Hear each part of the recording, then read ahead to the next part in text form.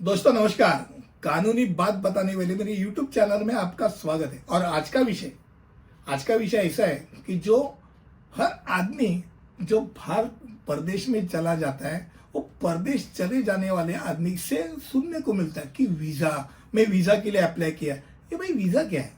आज का विषय वीजा क्या है, इसके बारे में। पहली बात, वीजा यानी विजिटर इंटरनेशनल स्टे एडमिशन, इसका शॉर्ट फॉर्म में वीजा करके लिखा जाता है। अब वीजा का पूरा नाम मैंने बता दिया। इसका मूल रूप उस देश द्वारा दिया जाता है जहां आप यात्रा करना चाहते हैं।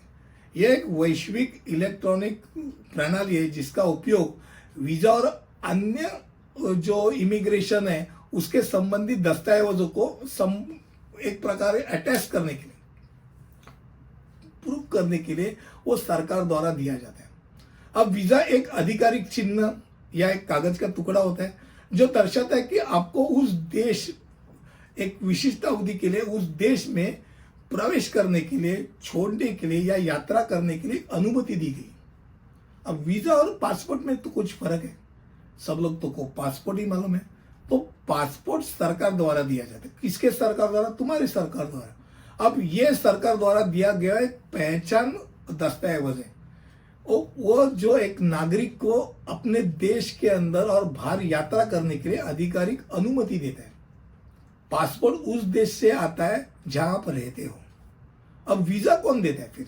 तो वीजा सरकार द्वारा विदेशी आगंतुकों को जारी किया जाता है। यानी कोई परदेश का आदमी है, वो हमारे देश में आना चाहते हो तो हम उसको वीजा देंगे। अब आप बाहर के देश में चले जाने चाहते हो तो उस देश के जो अधिकारी है वो आपको वीजा देंगे।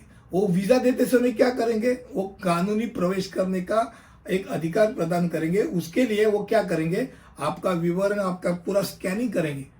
आप उस देश में प्रवेश करने लायक है कि नहीं, आपका रिकॉर्ड क्या है, पिछला रिकॉर्ड क्या है, ये सब देखा जाता है। अब वीजा अलग अलग तरीके के होते हैं जो निम्नलिखित शामिल है। अलग अलग कौन से होते हैं? तो एक पर्यटक वीजा होता है जो आदमी घूमने के लिए जाता है।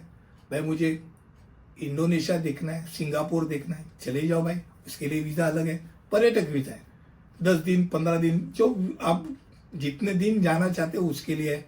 दूसरा होता है बिजनेस वीजा, या भाई धंधा करने के लिए जा रहा हूँ, व्यापार की वृद्धि करने के लिए जा रहा हूँ, मुझे कोई एग्रीमेंट पे साइन करना है, डील करना है, तो उसके लिए बिजनेस वीजा है। तीसरा होता है वर्क वीजा, या मुझे तो नौकरी मिली, मैं उसको वहाँ मुझे 2 साल के लिए जॉब मिला है, मैं जॉब के लिए जा रहा हूँ, तो उसके लिए वर्क वीजा है। चौथा होता है ट्रांजिट वीजा। भाई मैं तुम्हारे देश में रहना नहीं चाहता हूँ, पर आपके देश में आने के बाद मैं जो अगले देश में भी जाना है, वो ट्रांजिट वीजा है। फिर छात्र वीजा होता है, यानी स्टूडेंट वीजा। मुझे सीखने के लिए जाना है, 4 साल के लिए मुझे वहाँ स्टूडेंट वीजा करके मेरे को 4 साल का एक डिग्री लेना है। पोस्ट ग्रेजुएट हो या ग्रेजुएट हो, वो डिग्री कितने साल, 3 साल, 4 साल, 2 साल, जो कुछ है, उसके लिए मुझे क्या मिलता है? छात्र वीजा मिलता है। अब वीजा के क्या उपयोग है? वीजा का एक मुख्य रूप है, यह है कि एक व्यक्ति को विशिष्ट अवधि के लिए विभिन्न कारणों के लिए दिया गया एक परमिट है। ये विदेशी देश द्वारा आपको दिया गया परमिट है। ये आपकी पहचान की जाती है।